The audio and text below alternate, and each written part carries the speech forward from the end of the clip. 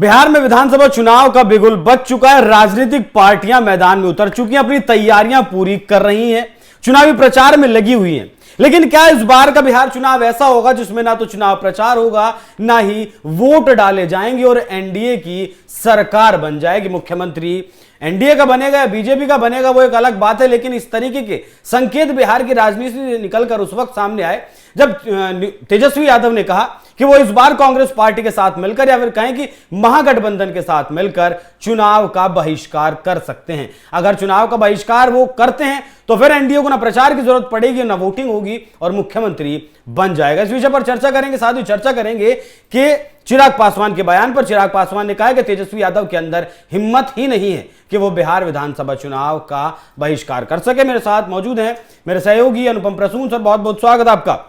पहले तो तेजस्वी यादव के बयान के मायने समझा दीजिए, क्या ऐसा संभव है या सिर्फ जुमला है? देखिए, ऐसा प्रैक्टिकली संभव नहीं है। तेजस्वी यादव एक बड़ी पार्टी को लीड कर रहे हैं।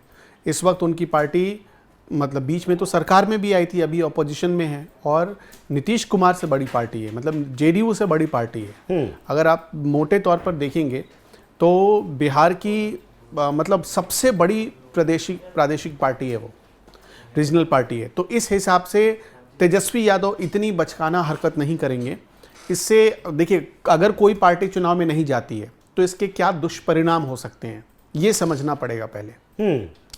इसके दुष्परिणाम ये हो सकते हैं कि एक पार्टी को खड़ा करने में सबसे ज़्यादा योगदान होता है कैडर का, कार्यकर्ताओं का। कैडर हतोत्साहित हो जाता है कि हमारा लीडर तो चुनाव ही नहीं लड़ रहा है। कैडर को अच्छा लगता है। देखिए, कुछ लोग कहते हैं पार्टी का झंडा ढोते रहते हो, कुछ लोगों को ये तंज कसा जाता है, लेकिन उसमें कार्यकर्ताओं को जो मज़ा आता है वो मज़ा कहीं और नहीं मिलता। वो उसका एक अपना अलग अनुभव होता है। तो जब कोई पार्टी चुनाव नहीं लड़ती तो इससे कैडर हतोत्साहित होता है, कैडर को सबसे ज़्यादा निराशा होती है। आपने एक चीज़ और नोटिस की होगी, आपने अक्सर देखा होगा कि कई जगहों पर गठबंधन में दरार आ जाती है। जैसे अब मान लीजिए, उदाहरण के तौर पर कांग्रेस को लीजिए। कांग्रेस बिहार में क्या है, अगर आरजेडी साथ नहीं देती तो बिहार में कुछ नहीं थी कांग्रेस, लेकिन कांग्रेस आरजेडी के साथ लड़ी और अच्छा खासा नंबर लेकर आई। अब इसमें अगर कांग्रेस अकेले लड़ती तो कोई नंबर नहीं आता, लेकिन जब अकेले लड़ती तो उसके कैडर ज़्यादा जागृत हो जाते, उसके कैडर ज़्यादा एक्टिव होते। भले वोट परसेंटेज कम आए लेकिन कैडर ज़्यादा एक्टिव होते हैं। अब चिराग पासवान को देखिए। चिराग पासवान पिछली बार अपने दम पर उन्होंने विधानसभा का चुनाव 2020 में लड़ा, वो एनडीए से बागी हो गए, एनडीए उन्होंने छोड़ा, एक भी सीट नहीं आई उनकी पार्टी को। अगर जहां तक मैं सही हूं तो एक भी सीट नहीं आई। एक आई थी लेकिन बाद में खराब कर दिया था। हाँ, एक सीट आई थी, बाद में वो भी चला गया। लेकिन उन्होंने नीतीश कुमार के समीकरण खराब किए और उनको कितने कैंडिडेट मिले, इसका मतलब ये हुआ कि भले 5 वोट आए लेकिन हर डिस्ट्रिक्ट में उन्होंने अपना कैडर तो बना लिया। तो ये एक ऐसी चीज होती है जिसको कोई भी पार्टी मिस नहीं करना चाहती। तो तेजस्वी यादव का ये कहना कि हम चुनाव नहीं लड़ेंगे, ये एक बचकानी बात है और इसे आप पूरी तरह से खारिज कर सकते हैं। हाँ, नहीं, पूरी तरह से एक ऐसा समझ सकते हैं कि ये धमकी है चुनाव आयोग को।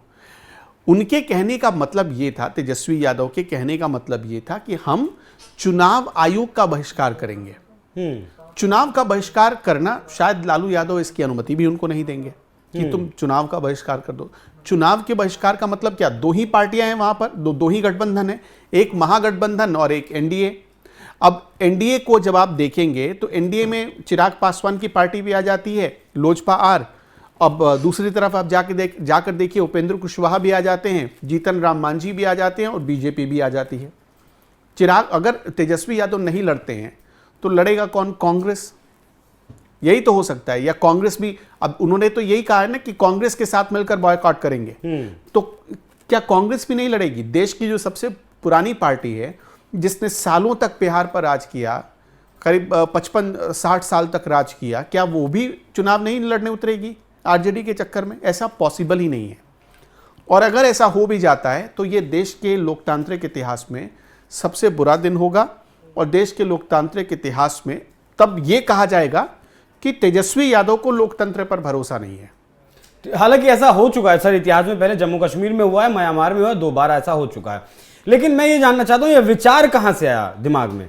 अगर ऐसा करना ही नहीं है, संभव भी नहीं है, तो फिर बोलने की क्या जरूरत कि मैं बहिष्कार करूंगा? देखिए, एसआईआर जो चल रहा है, स्पेशल इंटेंसिव रिवीजन जो चल रहा है, वो इस वक्त बेचैन कर रहा है। अभी तक पहले दो चीजें समझनी पड़ेगी। एसआईआर किसी की भी नागरिकता साबित नहीं करता है। मतलब कोई आदमी, अगर किसी का वोटर लिस्ट से नाम कट गया, ये मानकर चलिए कि आपका अभिषेक पुंडेर का नाम कट गया वोटर लिस्ट से, आप बिहार के रहने वाले हैं, तो क्या इससे आपकी नागरिकता भी चली गई? नहीं गई, नागरिकता नहीं गई, वोट देने के अधिकार से आप वंचित रह गए। तो इसका मतलब क्या है कि वो सिर्फ वोट के लिए हो रहा है, सिर्फ वोट के लिए। यहां पर बिहार में एक भ्रम फैलाया गया कि जानबूझकर लोगों के नाम काटे गए और खास तबके के लोग, मतलब मुसलमानों के नाम काटे जा रहे हैं। ये अभी तक कहा गया, ये एक भ्रम फैलाया गया, जबकि ये भी बात सही नहीं है। वहां पर हिंदू, कई ऐसे हिंदू हैं जिनके नाम भी कटे हैं। अब जब मुसलमानों का नैरेटिव यहां कैसे आया, और जब आया तो इसके बाद क्या होना था? मुसलमानों का नैरेटिव इसलिए आया कि वहां पर एक बहुत बड़ा सवाल उठाया जा रहा था कि बहुत सारे ऐसे मुसलमान हैं जो बाहर से आकर वहां बस गए हैं और वो वोटर बन गए हैं। बहुत ध्यान से समझिएगा, ये पहले एक बड़ा इशू बनाया गया, लेकिन बाद में चुनाव आयोग ने भी क्लियर किया। चुनाव आयोग ने कहीं भी ये नहीं कहा कि ये लोग बाहर से आए और बिहार में आकर बसे, अवैध घुसपैठिए हैं और ये लोग वोटर बन गए। चुनाव आयोग भी ये नहीं कह रहा। और लेकिन विपक्ष ने इसे एक टोटल ऐसा इशू बना दिया जैसे नाम कट रहा है जानबूझकर मुसलमानों का। नहीं, ऐसी बात नहीं है। जो 11 दस्तावेज मांगे गए हैं, उनमें से कोई एक भी दस्तावेज आपके पास हो, बहुत ध्यान से समझिएगा, 11 दस्तावेज, उनमें से कोई एक भी अगर आपको मिल गया तो आप वोटर लिस्ट में आप अपना नाम जोड़ सकते हैं। तो इस चीज को कई लोग समझ नहीं पाए। कई लोगों को लगा कि 11 दस्तावेज कहां से लाएंगे। नहीं, 11 में से कोई एक भी अगर आपके पास है, कोई एक भी, तो आप वोटर हैं, तो वोटर है। तो ये चीज जो आप पूछ रहे थे कि ये कहां से आया, ये एक नैरेटिव का खेल था, क्योंकि चुनाव में कुछ ना कुछ एजेंडा बनाना पड़ता है, तो ये वहां से बनाया गया। तो चिराग पासवान की अगर बात करें, चिराग पासवान ने जिस तरीके से मतलब धमकी भरे लहजे में कहा कि तेजस्वी यादव में हिम्मत ही नहीं है कि वो चुनाव का बहिष्कार कर सके। साथ ही उन्होंने ये भी कहा कि अगर मौका मिला, पार्टी तय करती है, तो वो बिहार में आएंगे, बिहार से विधानसभा चुनाव लड़ेंगे। दोनों बातों पर देखिए, चिराग पासवान विधानसभा का चुनाव लड़ने जा रहे हैं, ये तय हो गया है। उनकी पार्टी के बड़े बड़े नेताओं की तरफ से ये ऑफिशियल बयान आ गया है कि चिराग पासवान बिहार विधानसभा का चुनाव लड़ेंगे। और क्यों लड़ेंगे? मैंने आपको थोड़ी देर पहले एक फॉर्मूला समझाया था कि जब पार्टी का मुख्य नेता उतरता है, मतलब कैडर वाला फॉर्मूला तो आपने समझ ही लिया। अब इसमें यह भी फॉर्मूला होता है कि जब मुख्य राजा उतर जाता है चुनाव लड़ने के लिए, तो कैडर का जो जोश होता है ना, वो और हाई हो जाता है और दोगुना हो जाता है। और उसको ये पता चलता है कि भाई ये हमारे लिए करने और मरने वाला चुनाव है, क्योंकि हमारा मुखिया उतर रहा है, इसमें पूरी जी जान लगा दी जाती है। और दूसरी चीज़, इसमें चिराग पासवान का जो एम्बिशन है, वो एम्बिशन केंद्र में मंत्री बनने का नहीं है, वो एम्बिशन बिहार में मुख्यमंत्री बनने का है। आपको पता है कि इस वक्त एक मतलब सीट खाली हो रही है बिहार में, एक तरीके से वैक्यूम जैसी स्थिति पैदा हो रही है, क्योंकि जेडीयू को लीड कर रहे हैं नीतीश कुमार। और नीतीश कुमार के बारे में एक अफवाह ये फैलाई गई कि वो उनका स्वास्थ्य ठीक नहीं है। तो चिराग पासवान को लगता है कि यही सही मौका है जब जेडीयू की बराबरी की जा सकती है या उसकी जगह ली जा सकती है। चिराग पासवान को बाद में तोल मोल तो करना ही है, और गठबंधन की राजनीति में हमेशा ध्यान रखिएगा कि तोल मोल वाली पॉलिटिक्स होती है। चुनाव से पहले ये कह देना कि हम 243 सीटों पर लड़ेंगे, इससे जो बड़े दल होते हैं उनके ऊपर दबाव आ जाता है कि भाई 243 दावा कर रहा है, ये 43 पर कम से कम मान जाए तो सही है।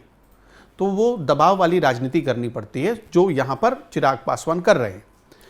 तो चिराग पासवान का जो इसी वजह से आपने जो देखा कि उनके जो कैडर या उनके जो नेता कह रहे हैं या चिराग पासवान कह रहे हैं कि ज़रूरत पड़ी तो बिहार से चुना, ये ज़रूरत पड़ी तो नहीं, वो लड़ने जा रहे हैं, इतना तय है।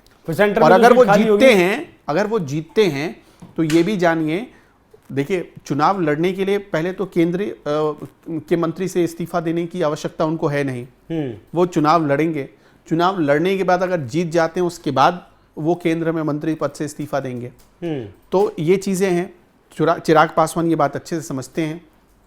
चिराग पासवान खुद बिहार की पॉलिटिक्स करना चाहते हैं। Bihar first Bihari first. हाँ, बिहार फर्स्ट बिहारी फर्स्ट उनका जो नारा है, इसने उनको काफ़ी पॉपुलैरिटी दी है। अब एक बात समझिएगा, ये ठीक उसी तरह की पॉलिटिक्स है जैसे अखिलेश यादव ने उत्तर प्रदेश में किया। पहले वो सांसद बने, संसद में पहुंचे, और उसके बाद आपने देखा होगा कि 2022 का जब इलेक्शन हुआ तब वो विधायकी का चुनाव लड़ने उतर गए। करहल से उन्होंने चुनाव, और फिर जब संसद का चुनाव हुआ तो वो सांसद के चुनाव में उतर गए।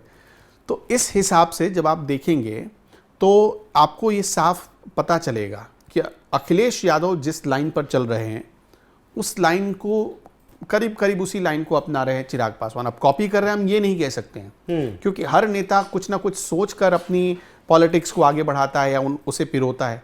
तो सेम चीज़ चिराग पासवान के साथ है।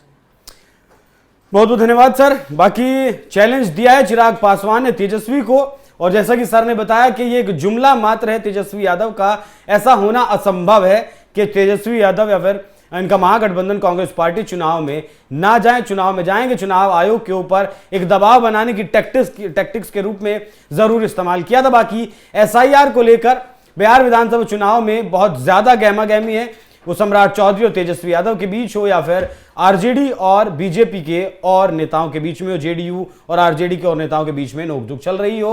विधानसभा के भीतर हाथापाई तक की भी नौबत आई, मार्शल्स को बुलाना पड़ा, विधायकों को अलग करना पड़ा। सिर्फ SIR पर यह सारा मुद्दा चल रहा है। बाकी महागठबंधन SIR के मुद्दे को इस चुनाव में भुनाना चाहता है और बताना चाहता है कि जानबूझकर वोट काटे जा रहे हैं। देखना दिलचस्प होगा कि बिहार चुनाव में आगे क्या कुछ होता है। बाकी सर बहुत बहुत धन्यवाद आपका, जुड़े रहिए हमारे साथ। बिहार विधानसभा चुनाव की हर एक अपडेट आपको यहां मिलती रहेगी। नमस्कार।